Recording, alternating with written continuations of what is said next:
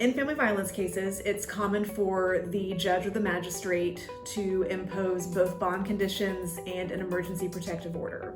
An emergency protective order prohibits you from having contact with your victim or any family of the victim, going to your victim's home or place of business.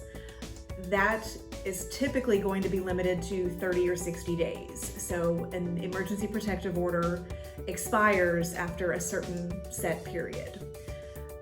What doesn't expire are the bond conditions. So it's most common to have the emergency protective order and bond conditions imposed at the same time. So even when your emergency protective order expires, the bond conditions remain in place unless and until they're modified by a judge. And the protective order and the bond conditions have similar limitations. You still can't have contact with your victim, you can't go certain places.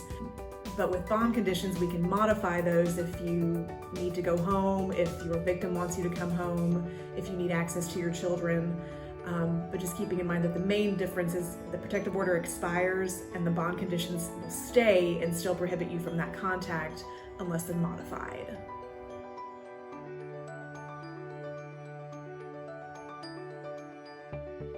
What can be done is we can file a motion to modify your bond conditions, modify the emergency protective order to allow contact, because they both have to be modified in order for that contact to be allowed. If only one of them is handled, then the other one is in place preventing the contact and the visitation.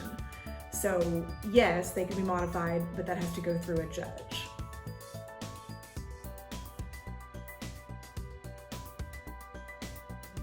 An emergency protective order is not a criminal charge. It is a condition imposed on you based on the nature of your case. So when it expires, it's no longer in effect. You don't have that going forward. The bond conditions, if you violate your bond conditions, that can create a new criminal offense for which you will have a new case and new problems to worry about. But the protective order is not something that goes on your record. It's not a criminal matter. It's not a criminal offense.